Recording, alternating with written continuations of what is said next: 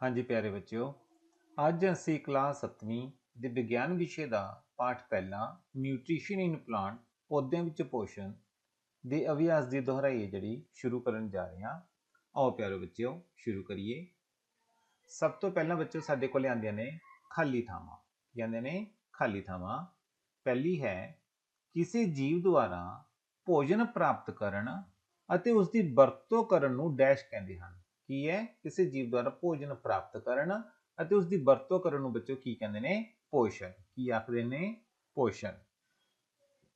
ਦੂਸਰੀ ਹੈ ਪ੍ਰਕਾਸ਼ ਸੰਸਲੇਸ਼ਨ ਕਿਰਿਆ ਲਈ ਪੱਤਿਆਂ ਦੀ ਸਤ੍ਹਾ ਤੇ ਮੌਜੂਦ ਸੂਖਮ ਛੇਕਾਂ ਰਾਹੀਂ ਹਵਾ ਤੋਂ ਡੈਸ਼ ਲਈ ਜਾਂਦੀ ਹੈ। ਬੱਚੇ, ਪੱਤਿਆਂ ਦੀ ਸਤ੍ਹਾ ਤੇ ਜਿਹੜੇ ਸੂਖਮ ਛੇਕ ਮੌਜੂਦ ਹੁੰਦੇ ਨੇ ਉਹਨਾਂ ਵਿੱਚ ਹਵਾ ਤੋਂ ਕੀ ਲਈ ਜਾਂਦੀ ਹੈ? Carbon dioxide. ਕੀ ਲਈ ਜਾਂਦੀ ਹੈ? Carbon dioxide. ਬੱਚਿਓ ਇਸ ਦਾ ਸੂਤਰ ਹੁੰਦਾ ਹੈ CO2। ਅੱਗੇ ਆਂਦਾ ਬੱਚਿਓ ਪ੍ਰਕਾਸ਼ ਸੰਸਲੇਸ਼ਨ ਦਾ ਪਹਿਲਾ ਉਤਪਾਦ ਕੀ ਹੈ? ਪ੍ਰਕਾਸ਼ ਸੰਸਲੇਸ਼ਨ ਦਾ ਪਹਿਲਾ ਉਤਪਾਦ ਹੈ ਬੱਚਿਓ ਗਲੂਕੋਜ਼। ਕੀ ਹੈ? ਗਲੂਕੋਜ਼। ਅੱਗੇ ਆਂਦਾ ਹੈ ਜਿਹੜੇ ਜੀਵ ਦੂਸਰੇ ਪੌਦਿਆਂ ਦੁਆਰਾ ਤਿਆਰ ਕੀਤੇ ਭੋਜਨ ਉੱਪਰ ਨਿਰਭਰ ਕਰਦੇ ਹਨ ਉਹਨਾਂ ਨੂੰ ਕੀ ਕਹਿੰਦੇ ਨੇ? ਉਹਨਾਂ ਨੂੰ ਬੱਚਿਓ ਆਖਦੇ ਨੇ ਪਰਪੋਸ਼ੀ। ਕੀ ਆਖਦੇ ਨੇ? ਪਰਪੋਸ਼ੀ। ਹਾਂਜੀ ਬੱਚਿਓ, ਅਗਲਾ ਆਂਦਾ ਹੈ ਸਹੀ ਜਾਂ ਗਲਤ। ਸਭ ਤੋਂ ਪਹਿਲਾਂ ਆਂਦਾ ਹੈ ਕਾਰਬੋਹਾਈਡਰੇਟਸ ਭੋਜਨ ਦਾ ਜ਼ਰੂਰੀ ਅੰਸ਼ ਨਹੀਂ ਹੈ। ਬੱਚਿਓ, ਕਾਰਬੋਹਾਈਡਰੇਟਸ ਭੋਜਨ ਦਾ ਬਹੁਤ ਹੀ ਜ਼ਰੂਰੀ ਅੰਸ਼ ਹੈ, ਇਸ ਲਈ ਇਹ ਕੀ ਹੋ ਜਾਂਦਾ ਸਾਡੇ ਕੋਲੇ? ਗਲਤ। ਕੀ ਹੋ ਜਾਂਦਾ ਹੈ? ਗਲਤ। ਅੱਗੇ ਸਾਰੇ ਹਰੇ ਪੌਦੇ ਸਵੈ ਪੋਸ਼ੀ ਹੁੰਦੇ ਨੇ। ਬਿਲਕੁਲ ਸਹੀ। ਅੱਗੇ ਆਂਦਾ ਬੱਚਿਓ ਜੁਗਲੀਨਾ। ਜਿਵੇਂ ਕਿ ਤੁਹਾਡੇ ਸਾਹਮਣੇ ਇਹ ਚਿੱਤਰ ਦਿਖਾਈ ਦਿੰਦਾ ਹੈ, ਇਹ ਜੁਗਲੀਨਾ ਦਾ ਚਿੱਤਰ ਹੈ। ਇੱਕ ਅਜਿਹਾ ਜੀਵ ਹੈ ਜਿਸ ਵਿੱਚ ਪੌਦਿਆਂ ਤੇ ਜੰਤੂਆਂ ਦੇ ਦੋਵਾਂ ਦੇ ਗੁਣ ਹੁੰਦੇ ਨੇ। ਇਹ ਬਿਲਕੁਲ ਬੱਚਿਓ ਸਹੀ ਹੈ। ਅੱਗੇ ਪ੍ਰਕਾਸ਼ ਸੰਸਲੇਸ਼ਨ ਲਈ ਸੂਰਜੀ ਰੋਸ਼ਨੀ ਜ਼ਰੂਰੀ ਨਹੀਂ। ਇਹ ਕੀ ਹੈ ਬੱਚਿਓ? ਗਲਤ। ਪ੍ਰਕਾਸ਼ ਸੰਸਲੇਸ਼ਨ ਲਈ ਸੂਰਜੀ ਰੋਸ਼ਨੀ ਦੀ ਬਹੁਤ ਜ਼ਿਆਦਾ ਜ਼ਰੂਰਤ ਹੁੰਦੀ ਹੈ। ਅੱਗੇ ਬੱਚਿਓ ਆਉਂਦੇ ਨੇ ਮਿਲਾਨ ਚਿੰਨ੍ਹ। ਬੱਚਿਓ ਖੁੰਭ ਕੀ ਹੈ? ਖੁੰਭ ਬੱਚਿਓ ਮ੍ਰਿਤ ਜੀਵੀ ਹੈ। ਕੀ ਹੈ? ਮ੍ਰਿਤ ਜੀਵੀ। ਅੱਗੇ ਬੱਚਿਓ ਰਾਈਜ਼ੋਬੀਅਮ। ਰਾਈਜ਼ੋਬੀਅਮ ਕਿਹਦੇ ਵਿੱਚ ਪਾਇਆ ਜਾਂਦਾ ਹੈ? ਫਲੀਦਾਰ ਪੌਦਿਆਂ ਵਿੱਚ। ਫਲੀਦਾਰ ਪੌਦਿਆਂ 'ਚ, ਜਿਵੇਂ ਤੁਸੀਂ ਦੇਖ ਰਹੇ ਹੋਵੋਗੇ ਇਹ ਫਲੀਦਾਰ ਪੌਦੇ ਨੇ।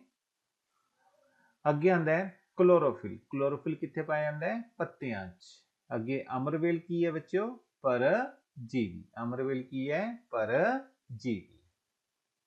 ਹਾਂਜੀ ਬੱਚਿਓ, ਅੱਗੇ ਬਹੁਵਿਕਲਪੀ ਪ੍ਰਸ਼ਨ ਨੇ। ਸਭ ਤੋਂ ਪਹਿਲਾਂ ਆਂਦਾ ਹੈ ਅਜਿਹਾ ਸੂਖਮ ਜੀਵ ਜੋ ਹਵਾ ਵਿਚਲੀ ਨਾਈਟ੍ਰੋਜਨ ਨੂੰ ਮਿੱਟੀ ਵਿੱਚ ਸਥਿਰ ਕਰਦਾ ਹੈ। ਹਵਾ ਵਿਚਲੀ ਨਾਈਟ੍ਰੋਜਨ ਨੂੰ ਮਿੱਟੀ ਵਿੱਚ ਸਥਿਰ ਕਰਦਾ ਹੈ, ਉਸ ਨੂੰ ਕੀ ਬੋਲਦੇ ਹਾਂ ਬੱਚਿਓ? ਅਸੀਂ ਰਾਈਜ਼ੋਬੀਅਮ। ਕੀ ਬੋਲਦੇ ਹਾਂ? ਰਾਈਜ਼ੋਬੀਅਮ। ਅੱਗੇ ਆਂਦਾ ਹੈ ਜਿਹੜੇ ਜੀਵ ਆਪਣਾ ਭੋਜਨ ਆਪ ਤਿਆਰ ਨਹੀਂ ਕਰ ਸਕਦੇ ਅਤੇ ਆਪਣੇ ਭੋਜਨ ਲਈ ਦੂਜਿਆਂ ਤੇ ਨਿਰਭਰ ਕਰਦੇ ਨੇ, ਉਹ ਕਿਹੜੇ ਹੁੰਦੇ ਨੇ? ਪਰਪੋਸ਼ੀ। ਕਿਹੜੇ ਹੁੰਦੇ ਨੇ? ਪਰਪੋਸ਼ੀ। ਕਿਹੜੇ ਜੀਵ?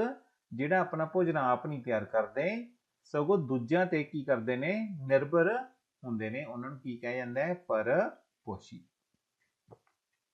ਅੱਗੇ ਆਂਦਾ ਬੱਚਿਓ ਪੌਦਿਆਂ ਦੇ ਭੋਜਨ ਦਾ ਕਾਰਖਾਨਾ। ਪੌਦਿਆਂ ਦੇ ਭੋਜਨ ਦਾ ਕਾਰਖਾਨਾ ਕਿਹੜਾ ਹੁੰਦਾ ਬੱਚਿਓ? ਪੱਤੇ। ਕੀ ਹੁੰਦੇ ਨੇ? ਪੱਤੇ। ਅੱਗੇ ਆਂਦਾ ਹੈ ਇਹਨਾਂ ਵਿੱਚੋਂ ਮ੍ਰਿਤ ਜੀਵੀ ਹੈ। ਬੱਚਿਓ ਮ੍ਰਿਤ ਜੀਵੀ ਕਿਹੜਾ ਹੁੰਦਾ ਇਹਨਾਂ ਵਿੱਚੋਂ? ਖੁੰਭ। ਕੀ ਹੁੰਦਾ ਹੈ? ਖੁੰਭ। ਅੱਗੇ ਆਂਦਾ ਬੱਚਿਓ ਛੋਟੇ ਉੱਤਰਾਂ ਵਾਲੇ ਪ੍ਰਸ਼ਨ ਨੇ ਆਪਣੇ ਕੋਲੇ। ਪੋਸ਼ਣ ਤੋਂ ਕੀ ਭਾਵ ਹੈ? ਕੀ ਹੈ? ਪੋਸ਼ਣ ਤੋਂ ਕੀ ਭਾਵ ਹੈ? ਕਿਸੇ ਜੀਵ ਦੁਆਰਾ ਭੋਜਨ ਪ੍ਰਾਪਤ ਕਰਨ ਅਤੇ ਉਸ ਦੀ ਵਰਤੋਂ ਕਰਨ ਨੂੰ ਕੀ ਕਹਿੰਦੇ ਨੇ? ਪੋਸ਼ਣ ਕਹਿੰਦੇ ਹਨ। ਕੀ ਹੈ? ਕਿਸੇ ਜੀਵ ਦੁਆਰਾ ਭੋਜਨ ਪ੍ਰਾਪਤ ਕਰਨ ਅਤੇ ਉਸ ਦੀ ਵਰਤੋਂ ਕਰਨ ਨੂੰ ਕੀ ਕਹਿੰਦੇ ਨੇ? ਪੋਸ਼ਣ ਆਖਦੇ ਹਨ। ਅੱਗੇ ਪ੍ਰਕਾਸ਼ ਸੰਸਲੇਸ਼ਨ ਕਿਰਿਆ ਕੀ ਹੁੰਦੀ ਹੈ? ਬੱਚਿਓ ਧਿਆਨ ਨਾਲ, ਪ੍ਰਕਾਸ਼ ਸੰਸਲੇਸ਼ਨ ਉਹ ਕਿਰਿਆ ਹੈ ਜਿਸ ਰਾਹੀਂ ਹਰੇ ਪੌਦੇ ਸੂਰਜੀ ਊਰਜਾ ਅਤੇ ਕਲੋਰੋਫਿਲ ਦੀ ਮੌਜੂਦਗੀ ਵਿੱਚ ਕਾਰਬਨ ਡਾਈਆਕਸਾਈਡ ਅਤੇ ਪਾਣੀ ਤੋਂ ਆਪਣਾ ਭੋਜਨ ਤਿਆਰ ਕਰਦੇ ਹਨ। ਦੁਬਾਰਾ, ਪ੍ਰਕਾਸ਼ ਸੰਸਲੇਸ਼ਨ ਉਹ ਕਿਰਿਆ ਹੈ ਜਿਸ ਰਾਹੀਂ ਹਰੇ ਪੌਦੇ ਸੂਰਜੀ ਪ੍ਰਕਾਸ਼ ਅਤੇ ਕਲੋਰੋਫਿਲ ਦੀ ਮੌਜੂਦਗੀ ਵਿੱਚ ਕਾਰਬਨ ਡਾਈਆਕਸਾਈਡ ਅਤੇ ਪਾਣੀ ਤੋਂ ਆਪਣਾ ਭੋਜਨ ਤਿਆਰ ਕਰਦੇ ਹਨ। ਅੱਗੇ ਆਂਦਾ ਬੱਚਿਓ, ਪ੍ਰਕਾਸ਼ ਸੰਸਲੇਸ਼ਨ ਲਈ ਲੋੜੀਂਦੀ ਸਮੱਗਰੀ ਕਿਹੜੀ ਹੈ ਬੱਚਿਓ? Number 1 carbon dioxide. Carbon dioxide ਦਾ ਵਿੱਚ ਸੂਤਰ ਹੁੰਦਾ ਹੈ CO2। ਕੀ ਹੈ? CO2। ਇੱਕ ਹੁੰਦਾ ਬੱਚਿਓ ਪਾਣੀ। ਪਾਣੀ ਦਾ ਸੂਤਰ ਹੁੰਦਾ ਬੱਚਿਓ H2O। H2O। ਹਾਂਜੀ ਬੱਚਿਓ, ਅੱਗੇ ਆਂਦਾ ਹੈ ਕੀਟਹਾਰੀ ਪੌਦੇ ਕਿਹੜੇ ਹੁੰਦੇ ਹਨ? ਬੱਚਿਓ, ਅਜਿਹੇ ਪੌਦੇ ਜਿਨ੍ਹਾਂ ਅੰਦਰ ਕੀਟਾਂ ਨੂੰ ਪਕੜਨ ਅਤੇ ਹਜਮ ਕਰਨ ਦੀ ਪ੍ਰਣਾਲੀ ਮੌਜੂਦ ਹੁੰਦੀ ਹੈ, ਉਹਨਾਂ ਨੂੰ ਅਸੀਂ ਕੀਟਹਾਰੀ ਪੌਦੇ ਆ ਜਿਹੜੇ ਆਖਦੇ ਹਾਂ। ਜਿਵੇਂ ਕਿ ਉਦਾਹਰਨ ਦੇ ਤੌਰ ਤੇ ਘੜਾ ਬੁੱਟੀ। ਤੁਹਾਡੇ ਸਾਹਮਣੇ ਚਿੱਤਰ ਵੀ ਬਣਿਆ ਹੋਇਆ ਹੈ ਘੜਾ ਬੁੱਟੀ ਦਾ। ਇਹ ਚ ਕੀ ਹੈ? ਅਜਿਹਾ ਪੌਦਾ ਜਿਨ੍ਹਾਂ ਅੰਦਰ ਕੀਟਾਂ ਨੂੰ ਪਕੜਨ ਅਤੇ ਹਜਮ ਕਰਨ ਦੀ ਪ੍ਰਣਾਲੀ ਮੌਜੂਦ ਹੈ। ਕੀ ਹੈ? ਕੀਟਾਂ ਨੂੰ ਪਕੜਨ ਅਤੇ ਹਜਮ ਕਰਨ ਦੀ ਪ੍ਰਣਾਲੀ ਮੌਜੂਦ ਹੁੰਦੀ ਹੈ। ਇਹ ਕਿਹੜੇ ਹੁੰਦੇ ਨੇ? ਕੀਟਹਾਰੀ ਪੌਦੇ ਹੁੰਦੇ ਨੇ। ਉਦਾਹਰਨ ਦੇ ਤੌਰ ਤੇ ਘੜਾ ਬੁੱਟੀ। ਅੱਗੇ ਆਂਦਾ ਬੱਚਿਓ, ਪਰਜੀਵੀ ਪੋਸ਼ਣ ਤੋਂ ਤੁਸੀਂ ਕੀ ਸਮਝਦੇ ਹੋ? ਉੱਤਰ, ਕੁਝ ਪੌਦੇ ਭੋਜਨ ਲਈ ਦੂਜੇ ਪੌਦਿਆਂ ਅਤੇ ਜੀਵਾਂ ਤੇ ਨਿਰਭਰ ਕਰਦੇ ਹਨ। ਕੀ ਕਰਦੇ ਨੇ? ਕੁਝ ਪੌਦੇ ਭੋਜਨ ਲਈ ਦੂਜੇ ਪੌਦਿਆਂ ਤੇ ਜੀਵਾਂ ਤੇ ਨਿਰਭਰ ਕਰਦੇ ਨੇ। ਅਜਿਹੇ ਪੌਦਿਆਂ ਨੂੰ ਪਰਜੀਵੀ ਆਖਿਆ ਜਾਂਦਾ ਹੈ। ਜਿਸ ਪੌਦੇ ਜਾਂ ਜੀਵ ਉੱਤੇ ਇਹ ਪੌਦੇ ਭੋਜਨ ਲਈ ਨਿਰਭਰ ਕਰਦੇ ਹਨ, ਉਸ ਨੂੰ ਮੇਜ਼ਬਾਨ ਕਿਹਾ ਜਾਂਦਾ ਹੈ।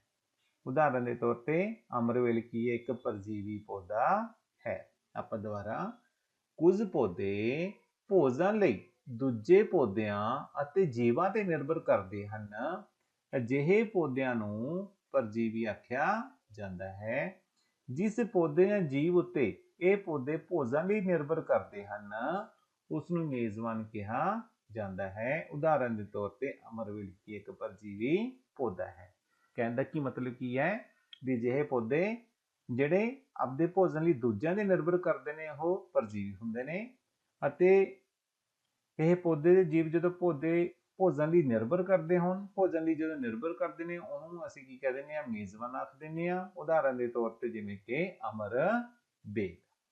ਹਾਂਜੀ, ਅੱਗੇ ਆਂਦਾ ਬੱਚਿਓ, ਸਹਿਜੀਵੀ ਸੰਬੰਧ ਦਾ ਵਰਣਨ ਕਰੋ। ਸਹਿਜੀਵੀ, ਦੋ ਵੱਖ-ਵੱਖ ਜੀਵ ਜਦੋਂ ਇੱਕ ਦੂਜੇ ਦੇ ਨਾਲ ਸਹਿ ਸੰਬੰਧ ਵਿੱਚ ਰਹਿੰਦੇ ਹਨ, ਇਕੱਠੇ ਰਹਿੰਦੇ ਨੇ, ਸਹਿ ਸੰਬੰਧ ਵਿੱਚ ਰਹਿੰਦੇ ਹਨ ਅਤੇ ਆਪਣੇ ਆਸਰੇ ਤੇ ਪੋਸ਼ਣ ਲਈ ਇੱਕ ਦੂਜੇ ਤੇ ਨਿਰਭਰ ਕਰਦੇ ਨੇ। ਕਿਤੇ ਨਿਰਭਰ ਕਰਦੇ ਨੇ? ਇੱਕ ਦੂਸਰੇ ਦੇ ਉੱਪਰ ਨਿਰਭਰ ਕਰਦੇ ਨੇ। ਕਿਸ ਲਈ? ਆਸਰੇ ਲਈ ਅਤੇ ਪੋਸ਼ਣ ਲਈ ਇੱਕ ਦੂਜੇ ਤੇ ਨਿਰਭਰ ਰਹਿੰਦੇ ਨੇ। ਇਹਨਾਂ ਨੂੰ ਸਹਿਜੀਵੀ ਸੰਬੰਧ ਹੈ ਜਿਹੜਾ ਆਖਿਆ ਜਾਂਦਾ ਹੈ। ਇਸ ਤਰ੍ਹਾਂ ਦੇ ਸੰਬੰਧ ਵਿੱਚ ਦੋਵੇਂ ਜੀਵਾਂ ਨੂੰ ਕੀ ਹੁੰਦਾ ਹੈ? ਲਾਭ ਹੁੰਦਾ ਹੈ। ਹਾਂਜੀ, ਅੱਗੇ ਆਂਦਾ ਬੱਚਿਓ, ਘੜਾ ਬੁੱਟੀ ਪੌਦਾ ਕੀਟਾਂ ਨੂੰ ਕਿਵੇਂ ਫੜਦਾ ਹੈ? ਤੁਹਾਡੇ ਸਾਹਮਣੇ ਚਿੱਤਰ ਦਿਖਾਈ ਦੇ ਰਿਹਾ ਹੋਊਗਾ। ਦੇਖੋ ਬੱਚਿਓ, ਇਹਦੇ ਵਿੱਚ ਕੀ ਹੈ? ਘੜਾ ਬੁੱਟੀ ਪੌਦੇ ਵਿੱਚ ਕੀਟਾਂ ਨੂੰ ਪਕੜਨ ਅਤੇ ਹਜ਼ਮ ਕਰਨ ਲਈ ਪ੍ਰਣਾਲੀ ਮੌਜੂਦ ਹੁੰਦੀ ਹੈ। ਕੀ ਹੈ? ਕੀਟਾਂ ਨੂੰ ਪਕੜ ਵੀ ਲੈਂਦਾ ਹੈ ਤੇ ਹਜ਼ਮ ਵੀ ਕਰ ਲੈਂਦਾ ਹੈ।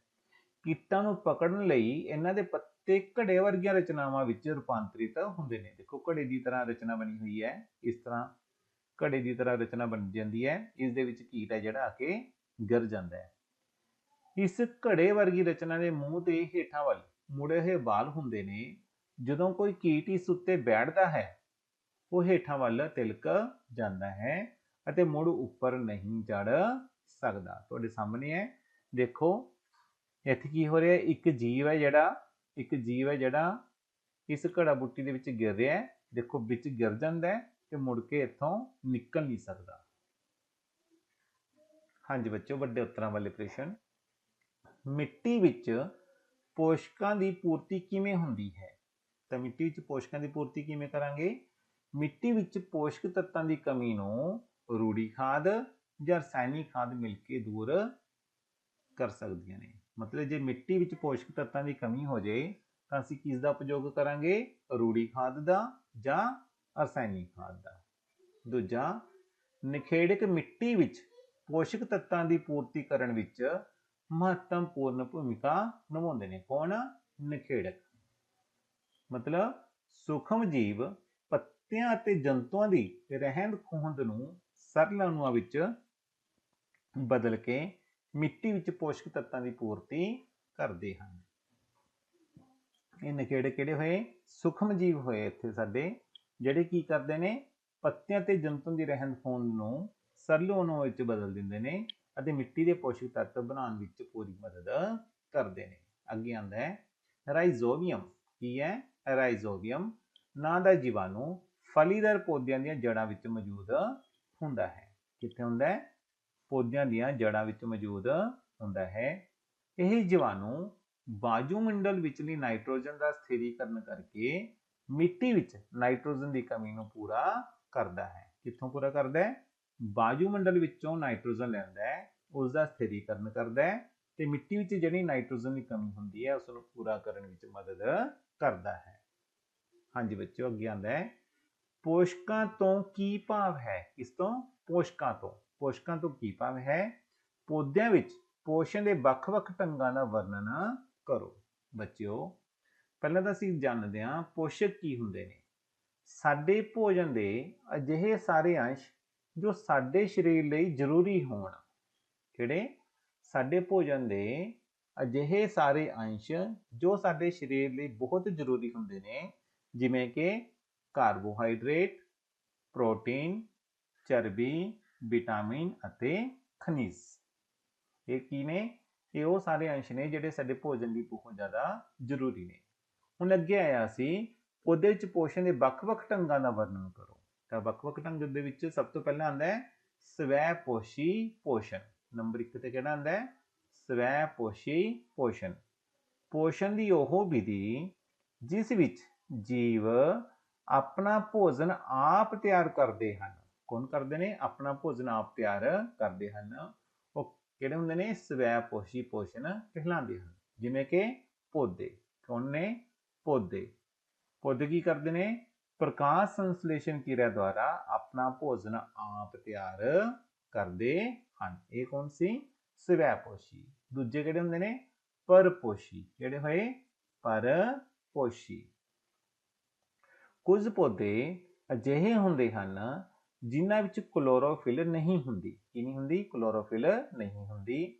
ਉਹ ਆਪਣਾ ਭੋਜਨ ਆਪ ਤਿਆਰ ਨਹੀਂ ਕਰ ਸਕਦੇ। ਆਪ ਭੋਜਨ ਤਿਆਰ ਨਹੀਂ ਕਰ ਸਕਦੇ। ਫਿਰ ਉਹ ਭੋਜਨ ਲਈ ਦੂਜੇ ਪੌਦਿਆਂ ਉੱਤੇ ਨਿਰਭਰ ਕਰਦੇ ਨੇ। ਹੁਣ ਦੇਖੋ, ਆਪ ਤਾਂ ਭੋਜਨ ਤਿਆਰ ਨਹੀਂ ਕਰਦੇ। ਹੁਣ ਉਹ ਭੋਜਨ ਕਿੱਥੋਂ ਪ੍ਰਾਪਤ ਕਰਦੇ ਨੇ? ਦੂਸਰੇ ਪੌਦਿਆਂ ਤੋਂ ਪ੍ਰਾਪਤ ਕਰਦੇ ਨੇ।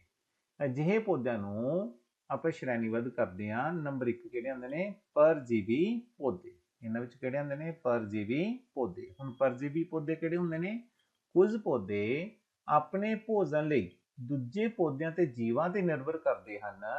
ਅਜਿਹੇ ਪੌਦਿਆਂ ਨੂੰ ਪਰਜੀਵੀ ਕਿਹਾ ਜਾਂਦਾ ਹੈ। ਜਿਵੇਂ ਕਿ ਅਮਰ ਬੇਲ। ਜਿਵੇਂ ਕਿ ਅਮਰ ਬੇਲ। ਕਿਹੜੇ ਨੇ? ਪਰਪੋਸ਼ੀ ਪੋਸ਼ਣ ਦੇ ਵਿੱਚ ਅਜਿਹੇ ਪੌਦੇ ਜਿਨ੍ਹਾਂ ਵਿੱਚ ਕਲੋਰੋਫਿਲ ਨਹੀਂ ਹੁੰਦੀ, ਪਰ ਆਪਦਾ ਭੋਜਨ ਆਪ ਵੀ ਨਹੀਂ ਤਿਆਰ ਕਰਦੇ, ਇਹ ਦੂਜੇ ਪੌਦਿਆਂ ਤੇ ਨਿਰਭਰ ਕਰਦੇ ਨੇ। ਇਹਨਾਂ ਨੂੰ ਅਸੀਂ ਪਰਪੋਸ਼ੀ ਪੋਸ਼ਣ ਆਖ ਦਿੰਦੇ ਹਾਂ। ਤੇ ਇਹਨਾਂ ਨੂੰ ਸਭ ਤੋਂ ਪਹਿਲਾਂ ਪਾਰਟ ਵਿੱਚ ਡਿਵਾਈਡ ਕੀਤਾ ਗਿਆ ਪਰਜੀਵੀ ਪੌਦੇ। ਪਰਜੀਵੀ ਪੌਦੇ ਕੀ ਕਰਦੇ ਨੇ? ਅਜਿਹੇ ਪੌਦੇ ਜਿਹੜੇ ਆਪਣੇ ਭੋਜਨ ਲਈ ਦੂਜੇ ਪੌਦਿਆਂ ਤੇ ਜੀਵਾਂ ਤੇ ਨਿਰਭਰ ਕਰਦੇ ਨੇ, ਇਹਨਾਂ ਨੂੰ ਅਸੀਂ ਕਿਹੜੇ ਬੋਲਦੇ ਹਾਂ? ਪਰਜੀਵੀ ਆਖਦੇ ਹਾਂ। ਜਿਵੇਂ ਕਿ ਉਦਾਹਰਨ ਦੇ ਤੌਰ ਤੇ ਅਮਰ ਬੇਲ। ਅੱਗੇ ਬੱਚੋ ਬੀ ਪਾਰਟ ਆਉਂਦਾ ਇਸ ਦੇ ਵਿੱਚ। ਕਹਿਣ ਦਾ ਕੀ ਮਤਲਬ ਹੈ ਵੀ ਜਿਹੜਾ ਸਾਡਾ ਪਰਪੋਸ਼ੀ ਹੈ, ਪਰਪੋਸ਼ੀ ਦੇ ਅਸੀਂ ਅਲੱਗ-ਅਲੱਗ ਪਾਰਟ ਦੇ ਵਿੱਚ ਨੀਚੇ ਡਿਵਾਈਡ ਹੈ ਜਿਹੜਾ ਕੀਤਾ ਹੋਇਆ ਹੈ। ਪਰਪੋਸ਼ੀ ਦਾ ਫਸਟ ਪਾਰਟ ਕਿਹੜਾ ਹੁੰਦਾ ਹੈ? ਪਰਜੀਵੀ। ਤੇ ਇਸ ਦਾ ਦੂਸਰਾ ਪਾਰਟ ਕਿਹੜਾ ਹੁੰਦਾ ਹੈ? ਕੀਟ ਆਹਾਰੀ। ਕਿਹੜਾ ਹੁੰਦਾ ਹੈ? ਕੀਟ ਆਹਾਰੀ। ਹੁਣ ਕੀਟ ਆਹਾਰੀ ਚ ਕੀ ਹੁੰਦਾ ਹੈ? ਕੁਝ ਪੌਦੇ ਅਜਿਹੇ ਹੁੰਦੇ ਹਨ ਜਿਨ੍ਹਾਂ ਅੰਦਰ ਕੀਟਾਂ ਨੂੰ ਪਕੜਨ ਅਤੇ ਹਜ਼ਮ ਕਰਨ ਲਈ ਪ੍ਰਣਾਲੀ ਜਿਹੜੀ ਮੌਜੂਦ ਹੁੰਦੀ ਹੈ। ਅਜਿਹੇ ਪੌਦਿਆਂ ਨੂੰ ਕਿਹੜੇ ਕਿਹਾ ਜਾਂਦਾ ਹੈ? ਕੀਟ ਆਹਾਰੀ ਪੌਦੇ ਆ ਜਿਹੜਾ ਆਖਿਆ ਜਾਂਦਾ ਹੈ। ਜਿਵੇਂ ਕਿ ਘੜਾ, ਬੂਟੀ। ਤੀਸਰੀ ਸ਼੍ਰੇਣੀ ਇਹਦੇ ਵਿੱਚ ਆਉਂਦੀ ਹੈ ਮ੍ਰਿਤ ਆਹਾਰੀ ਪੌਦੇ। ਕਿਹੜੇ? ਮ੍ਰਿਤ ਆਹਾਰੀ ਪੌਦੇ। ਇਸ ਵਿੱਚ ਜੀਵ ਮਰੇ ਹੋਏ ਜੀਵਾਂ ਜਾਂ ਗਲੇ ਸੜੇ ਪਦਾਰਥਾਂ ਤੋਂ ਭੋਜਨ ਪ੍ਰਾਪਤ ਕਰਦੇ ਹਨ। ਕਿਹੜੇ?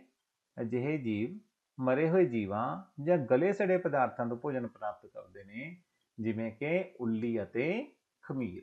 ਜਿਵੇਂ ਕਿ ਉੱਲੀ ਅਤੇ ਖਮੀਰ। चौथा पार्ट विचों इस विच आंदा है सहजीवी पौधों का। किहड़े? सहजीवी पौधे। ਜਦੋਂ ਦੋ ਵੱਖ-ਵੱਖ ਜੀਵ ਇੱਕ ਦੂਜੇ ਨਾਲ ਸਹਿ ਸੰਬੰਧ ਵਿੱਚ ਰਹਿੰਦੇ ਹਨ। ਕਿਸ ਵਿੱਚ ਰਹਿੰਦੇ ਨੇ?